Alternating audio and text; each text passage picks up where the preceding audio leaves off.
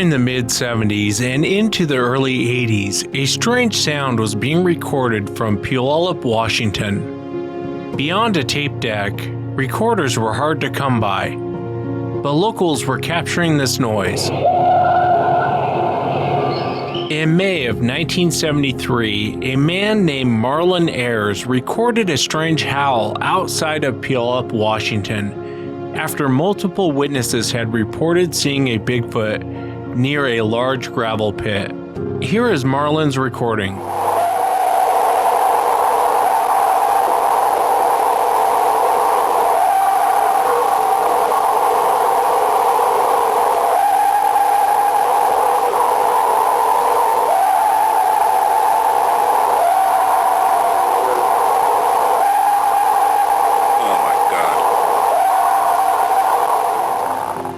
During this time, there was a rash of sightings in the area. People were seeing this strange creature around Puyallup. On an upcoming show, I'll be interviewing Tony. Tony, who now lives in California, grew up in Puyallup, Washington. He recalls a strange incident while staying at a friend's home in Puyallup. This was right around 1980. I met this guy. We owned a restaurant up in North Seattle. We had hired this guy, and he was a prep cook. And so we decided to go down and have some beers at his place. And he's like, well, just spend the night because it's a long haul from North Seattle down to Puyallup. And so he had a double wide. He lived in a trailer park, and it was a double wide, you know, those double wide type trailers that sit in the park. And there's a whole bunch of them. I mean, at least 50 to 100, I would say. He lived there with his mom, and she was out of town, so I just decided to spend the night instead of drive back. We hung out, watched some TV, and about 2 or 3 in the morning, it sounds like somebody crashed their car into the side of the trailers. And it was just like, boom, boom, boom. And we were like, what the hell was that? It just scared the living daylights out of us because it was so loud, and it just kept going like it was down in the distance. The car, it was like it was bouncing off trailers. It was like, what the hell is going on here? And so we jumped out of bed and we're like, grab the flashlight. We go outside and we're like looking around and we're like, what the heck is going on? This is insane. So we start flashing the right. And there's these huge dents on the top of the siding of the, I mean, it had to have been, you know how tall those things are. They're at least 10 feet to 12 feet high because you got the base of it and then the top and the you know, that old siding that they had on those trailer or double wide homes, whatever they were. And there was smash marks all the way down. You could just, as far as we could see. And then we're walking around and people are all coming out of their trailers freaking out. Like, what's happened? Well, this one dude that after about 20, 30 minutes, everybody's, you know, they called the sheriff, the 911. He showed up. I think there was like 1 or 2 sheriff cars and it was mayhem. Somebody called 911, obviously pretty quick because it was intense. I mean, it was intense. You get woken up like that, you're like, what is going down here? And this guy we talked to that had been sitting on his porch having a cigarette said he saw this crazy man run through, smashing the sides of the tray of both sides, because it was like it's hard to explain, but it was like a row of, like, it seemed like a football field long. He had just went down there smashing both sides of it. And he was like this, we thought it was a hippie at first because it was just after the 70s. Hippies were still hanging around. And we figured it was some crazy dude on PCP because back then there was crazy people on PCP and LSD that would do crazy things. So we thought that's what it was. And the guy was like, well, he was bigger than a normal person.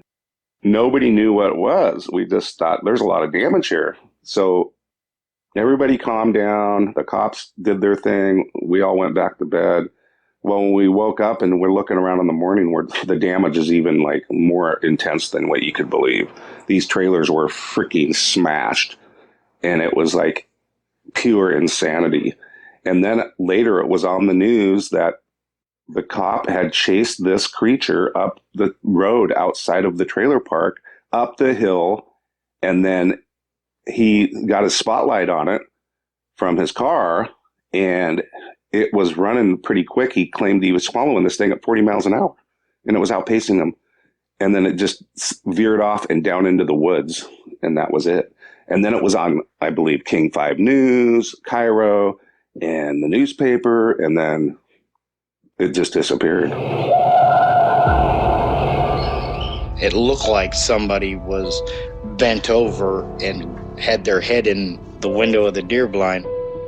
It either heard me or smelt me, and he pulled his head out of the tent and stood straight up, and that shocked me.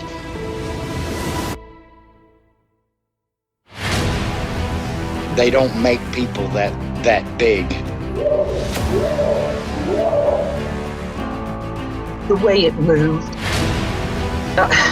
almost as if it was gliding across the beach. I've never seen anything move like that in my life. They were screaming at each other in gibberish. It sounded like a language, and they were chuntering away back and forwards, back and forwards, back and forwards. I know what a bear looks like, and there is no way on this planet that what I saw were bears.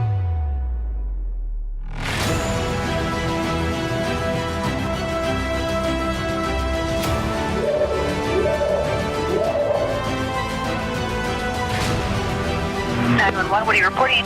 Jesus Christ, you better... Sheriff, Gio! Hello? Get somebody out here. What's going on now, sir? That son of a bitch is about 6'9", I don't know. Do you see him now, sir? Yes, I'm looking right at him.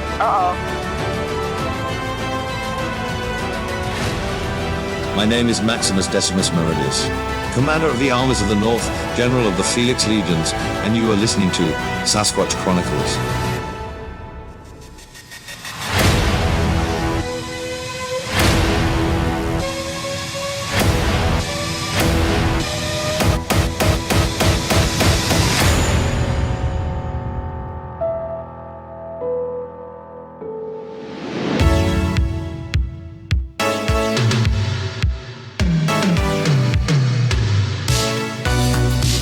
Welcome to the show, everyone. Thanks for being here tonight. Got a great show planned for you.